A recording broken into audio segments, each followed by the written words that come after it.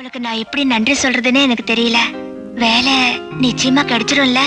வேலை கிடைச்சாச்சு. அப்ப நான் வரட்டுமா சார்? உட்காருமா, சாப்பிட்டு போ. இன்னைக்கு என் வாழ்க்கையில ஒரு முக்கியமான நாள். நினைச்சு பார்த்தா ஒண்ணு ஆச்சரியமா இருக்கு. ஒரு மழை நாள் ராத்திரி உன் பாட்டை நான் கேட்டது, அதே குரல்ல மறுபடியும் நான் கேட்க நேர்ந்தது. அதுக்கப்புறம் நான் உன்னை பாட சம்மதிக்க வச்சது, நீ பாடுனது, எல்லாத்துக்கும் சிகர வச்ச மாதிரி இன்னைக்கு நடக்க போற இசை விழா. கன்னிகா, இப்ப நான் எவ்வளவு சந்தோஷமா இருக்கேன் தெரியுமா?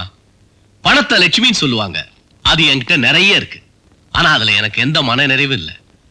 உண்மையான லட்சுமி இன்னைக்கு தான் என் வீடு தேடி வந்திருக்கு. உன்னதான் சொல்றேன் கன்னிகா, உலகம் முழுவதும் எனக்கு பிசினஸ் இருக்கு, எல்லா நாட்டிலும் எனக்கு ஆட்கள் இருக்காங்க. எல்லாம் இருந்தும் ஒரு வகையில எதுவுமே இல்லாத வேணும். ஆனா இப்போ கொஞ்ச நாள் என் வாழ்க்கையில ஏதோ ஒரு இனம் புரியாத சந்தோஷம் வந்திருக்கிறதா நான் உணர்றேன். அதுக்கு காரணம் நீதான் எனக்கு புரியுது. அது உனக்கு புரியுதா கன்னிகா? சுத்தி வளைச்சு பேச நான் விரும்பல. ஆனா அதே சமயத்துல என் மனசுல இருக்கிறத உன்கிட்ட சொல்லாம என்னால இருக்க முடியல. இந்த சாவி குத்தி என்கிட்ட இருக்கிறத விட உன்கிட்ட இருந்தா நல்லா இருக்கும். அதாவது நீ எப்பவும் இந்த வீட்டுக்கு சொந்தக்காரியா இருக்கணும்னு நான் விரும்புறேன்.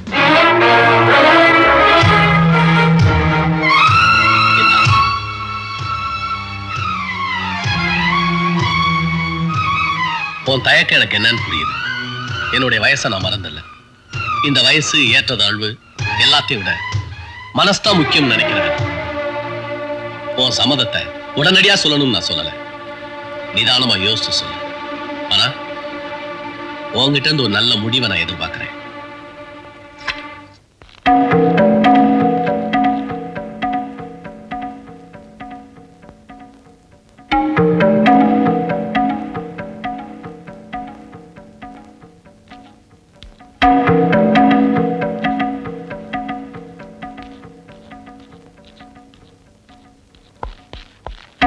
அவசரப்பட்டு எந்த முடிவுக்கும் வந்துடாத.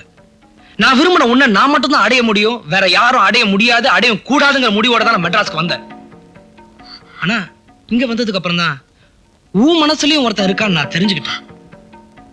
பலத்தால நான் அடைய பார்த்தேன், அவன் பணத்தால உன்னை அடைய பார்த்தான். ஆனா உனக்குன்னு ஒரு மனசு இருக்கு, அதுல உணர்ச்சிகள் இருக்குன்னு எங்களால புரிஞ்சுக்க முடியல. நான் உன்னை அடைய நினைச்சது என்னுடைய அறியாம. ஆனா அவன் உங்ககிட்ட கேட்டது அயோக்கியத்தனம். தயவு செஞ்சு சம்மதம் அவங்கிட்ட மட்டும் சொல்லிடாத, என்னால தாங்கிக்க முடியாது. என்னாலதான் உன்னோட வாழ முடியல. ஆனா உனக்குன்னு ஒரு நல்ல வாழ்க்கை அமைச்சு கொடுக்கறதா என்னுடைய லட்சியம். கன்னிகா,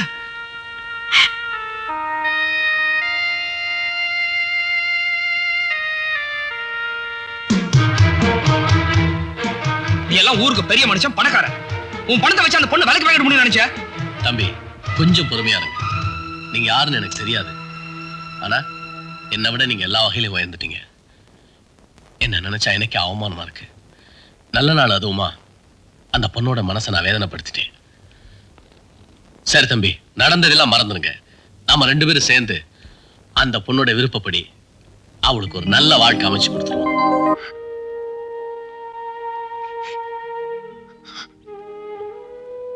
கன்யா,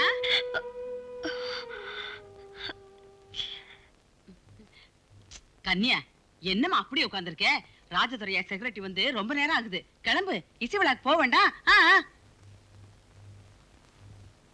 பாட போறதுக்கு முன்னாடி ஆள் நடமாட்டமே இல்லாத வெட்டு வாங்கேணியில வச்சு அவளை தீட்டு கட்டணும். கமான்.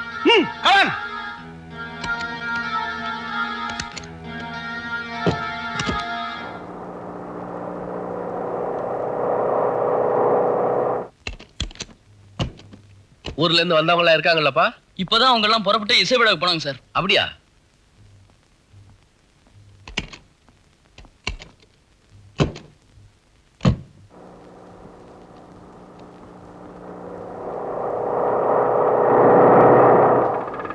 ஆட்டோ, பாரதாசன் கல்யாணத்துக்கு போ. இசை விழா 90 சார்? ஆமா.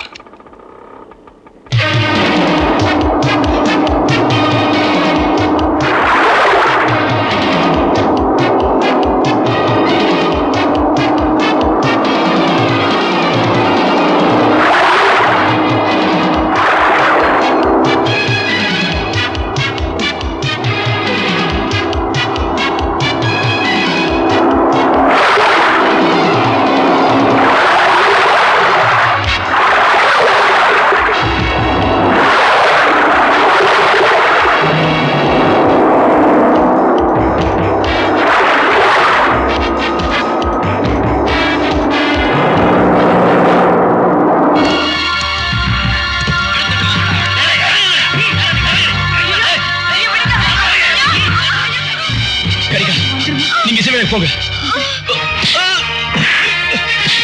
சீக்கிரம் போங்க.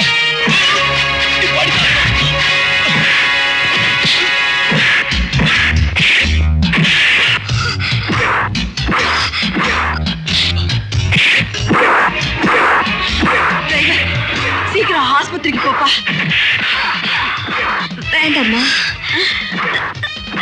எனக்கு ஒண்ணு இல்ல. ஐயோ, இசை விழாக்கு போலாம். என்னம்மா இந்த நிலைமையில எப்படி பாடுவ? இல்ல,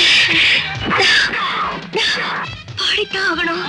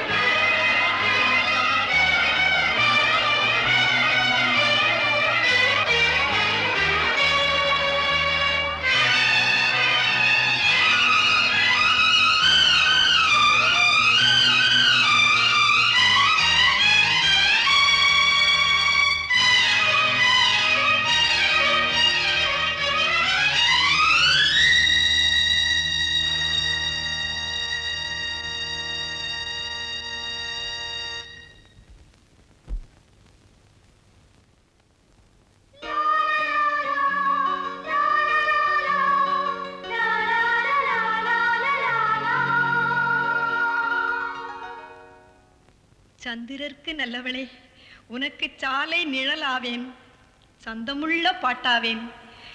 ஏட்ட மறந்தாலும் தமிழ் பாட்ட மறக்காத.